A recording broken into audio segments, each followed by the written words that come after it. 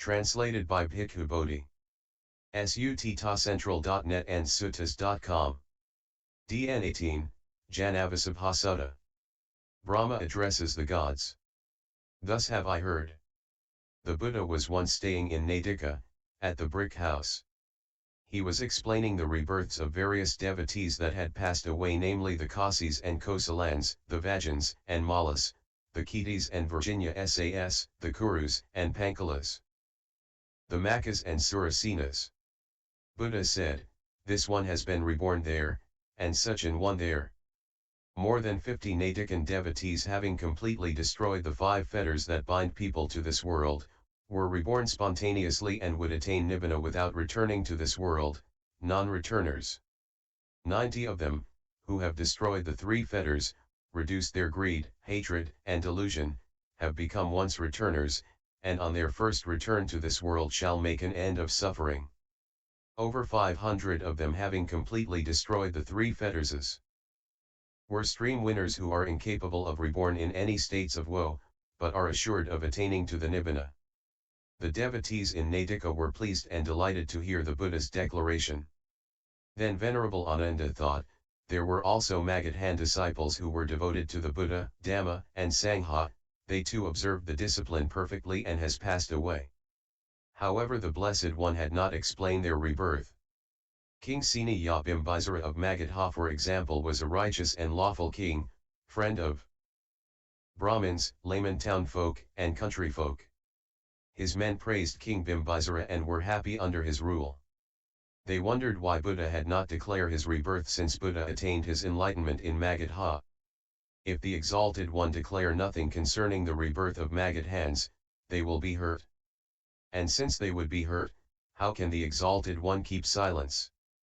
Hence Venerable Ananda decided to approach the Buddha to ask about the fate of Magadhans after their deaths the following morning. After Ananda had gone, the Blessed One went for alms round in Natika. When he returned to the brick house, he thought about the question on the destiny of Magadhans after they passed on.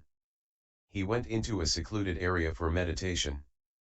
After the meditation, Venerable Ananda noticed that the Buddha's face looks bright and shining, and he associated with the Blessed One's mind being at ease. Then Buddha told Ananda that after he asked the fate of Magadhan devotees, he perceived the destiny and fate of each of them. Then an invisible spirit, Yakha, made himself heard, saying, I am Janavasabha, Blessed One, I am Janavasabha, Welfarer. Buddha asked if Ananda knew anyone by the name of Janavasabha. Ananda replied, I have never heard of one bearing such a name as Janavasabha. Moreover, Lord, on hearing such a name as Janavasabha, my hairs stood on ends. Janavasabha will not be a low-ranking Yakha. Buddha, Ananda, after I heard that voice, the Yakha appeared before me as a noble vision, and he declared that he is Bimbisara. He said this is the 7th time he had been reborn into the communion of the Great King Vessavana. He also said that having passed away as a human king, I have now become among the Devas, a king of non-human beings. 7 states here and 7 states there, 14 rebirths. King Bimbisara recalled these past lives. He was destined not to be reborn in states of woe, and now is there desire in him to become a once returner. Buddha asked the Yakha on what ground can he know of such an august specific attainment. Yakha Janavasabha replied, I learned the teachings from you, Blessed One, not otherwise.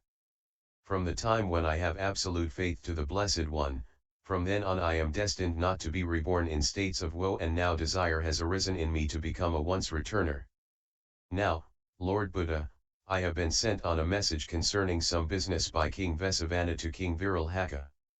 On my way I saw the Blessed One entering the brick house, sitting down to think over, concentrating his whole mind upon the deceased Magadhan devotees to know their future, their fate after this life. Since I just heard King Vessavana announce to his assembly what those folks' fates were, so it occurred to me that I would visit the Blessed One and I would announce it to him. These are the 2 reasons why I came forth to visit the Blessed One. Bimbisara, Yakha Janavasabha, proceed to tell the Buddha the story of an assembly of the Devas in the realm of the 33 gods on the full moon Aposatha of the rainy season. During that meeting, all 33 gods were seated in the Sutta Mahal with a vast celestial company and 4 great kings from 4 quarters. There was Dhataratha, great king of the east, Viralhaka great king of the south, Virapakha great king of the west and Vessavana great king of the north. There were devas who recently reborn in the heaven of the 33 gods because they had lived the holy life under the Blessed One. When they appear they outshone the other gods in brightness and glory. That's the reason why the 33 gods were filled with joy and happiness, saying, "The Devas' hosts are growing, the Asura's hosts are declining." Sakka, ruler of the gods, when he saw the satisfaction felt by the 33 gods, expressed his approval in these verses. 33 gods and their leader rejoice, praising the Tathagata and the Dhamma's truth. Whereas they see the newcomer Devas, beautiful and bright, who have lived the holy life, now reborn outshining all the rest in fame and splendor, the mighty sage's pupils singled out seeing this, the 33 gods and their leader rejoice praising the Tathagata and the Dhamma's truth. In the course of their deliberations, a glorious radiance came forth out of the north, and a splendor shone around surpassing the divine glory of the Devas. Then Sakka said to the 33 gods, "Gentlemen, when such light is seen and when such radiance shines forth, Brahma will appear. The appearance of such radiance is the first sign of the manifestation of Brahma." Then the 33 gods and the 4 great kings said, "Let's find out what comes out of this radiance, having know the truth then we will go towards it." Bimbisara, Yakha Janavasabha, continued to narrate to Buddha, "Lord Buddha, whenever Brahma Sanankumara appears before the 33 gods, he appears as a grosser form as his usual appearance is not such as to be perceptible to their eyes. Brahma outshines the other devas in radiance and glory just like a gold figure outshines the human figure. When Brahma Sanankumara appears before the 33 gods, there is no god in that assembly that salutes him, or rises up, or invites him to be seated. They all sit in silence, with palms together and cross-legged, thinking he will sit down on the couch of that god from which he wants something. The one god on whose calf Brahma sits down is as thrilled and delighted as a duly appointed Katiya king when he assumes his royal office. Brahma Sanankumara, having assumed a grosser form, appeared to the 33 gods in the shape of young Pankasika. Rising up into the air, he sat down cross-legged in the sky. Seeing the delight of the 33 gods, he uttered these verses of rejoicing. 33 gods and their leader rejoice, praising the Tathagata and the Dhamma's truth. Whereas they see the newcomer Devas, beautiful and bright, who have lived the holy life, now reborn, outshining all the rest in fame and splendor. The mighty sage's pupils singled out. Seeing this, the 33 gods and their leader rejoice, praising the Tathagata and the Dhamma's truth. Brahma Sanankumara spoke with a voice of 8-fold characteristics that was fluent, intelligible, sweet, audible, continuous, distinct, deep, and resonant. When Brahma Sanankumara communicated with that assembly by his voice, the sound did not penetrate beyond the assembly. Whoever has such a voice which has these 8 characteristics is said to be Brahma-voiced. Brahma Sanankumara, having created 33 shapes of himself, sat down cross-legged on each of the 33 gods' couch and addressed them, "What do you 33 gods think?" The Blessed One acted out of compassion for the world so as to benefit and for the happiness of the peoples, for the advantage of devas and men. Those who have taken refuge in the Buddha, the Dhamma, and the Sangha, order, having observed the moral precepts, upon death they will be reborn such that some of them as Paranimata Vasavadi gods, some of them as the Tasita gods, or the Nimanarati Devas, or the Yama, or of the 33 gods, or of the 4 great kings. Those who fill the number of the lowest group, they go to fill the number of the Gandhava host. Every one of the gods thought that Brahma Sanankumara was talking to him alone as Brahma was sitting in his couch. All of Brahma's forms speak with one voice. Having spoken, all at once are silent. Then all the 33 gods and their leader think, He speaks to me alone. Then Brahma Sanankumara assumed a single form and he sat down on the couch of Sakka, Lord of the gods, and he addressed the 33 gods. Now what do you think of the completeness of the Blessed One, the Arahant, Buddha Supreme, who knows, who sees the four roads to power? Also how to develop, perfect and practice these four roads. What are the four roads? In the first place, a monk develops concentration of intention accompanied by effort of will, concentration of energy, concentration of consciousness and concentration of investigation. Accompanied by effort of will. Ascetics or Brahmins, if the past and in future, have realized such powers in different ways and they developed and practiced them. Then Brahma asked the 33 gods if he had developed these four roads. The latter agreed. Then Brahma went on, there are three gateways for arriving at bliss proclaimed by the Blessed One who knows, who sees. Which are the three? In the first place, someone dwells in association with sense pleasures, in association with unwholesome conditions. He on a certain occasion hears the Aryan Dhamma, studies it and practices it. By doing so, he takes to a life detached from the sense pleasures, not associated with unwholesome conditions. As a result of the dissociation, he experiences pleasant feeling, then gladness, and then happiness. Dissociation from sense pleasures. In the second place, there is someone whom the grosser conditions precedent to action, speech, and thought are not entirely calmed down. He on a certain occasion hears the Aryan Dhamma preached, studies it and practices it. Having done so, the grosser conditions precedent to action, speech, and thought in him become entirely calmed down. And from this he experiences pleasant feeling, then gladness, and then happiness. Allaying the gross tendencies of body, speech, and mind. In the third place, there is someone who does not really know what is right and wrong, what is blameworthy and what is not, what is to be practices and what is not, what is base and what is noble, what is foul, fair, or mixed in quality.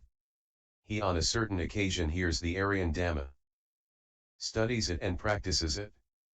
Having done so, he comes to know in reality what is right and wrong, what is blameworthy and what is not, what is to be practices and what is not, what is base and what is noble, what is foul, fair, or mixed in quality. From that, he knows and sees, ignorance is put away, wisdom has arisen, pleasant feeling arises followed by gladness. Knowing what is right and wrong, based on the law of karma. These are the three gateways to the bliss proclaimed by the Blessed One who knows and sees. Brahma Sanankumara went on, now what do you think 33 gods, how well does the Blessed One, who knows, who sees and pointed out the four foundations of mindfulness for attaining of that is good. What are they? Here a monk who abides contemplating the body as the body, earnestly, clearly aware and mindful. Having put away all hankering and fretting for the world, he becomes fully concentrated and completely serene. From that he gains knowledge and vision externally of the bodies of others. He then abides contemplating feelings as feelings, contemplating the mind as the mind and contemplating his own mind objects as mind objects. These are the four foundations of mindfulness. Then Brahma Sanankumara's speech, what do the 33 gods think? How well has the Lord Buddha who knows and sees pointed out the 7 requisites of concentration, for the development of perfect concentration. What are the 7? They are right view, right thought, right speech, right action, right livelihood, right effort, right mindfulness. That one-pointedness of mind that is produced by these 7 factors is called the Aryan right concentration with its bases and requisites. From right view arises right thought, from right thought arises right speech, from right speech arises right action, from right action arises right livelihood, from right livelihood arises right effort, from right effort arises right mindfulness, from right mindfulness arises right concentration, from right concentration arises right knowledge which results in right liberation.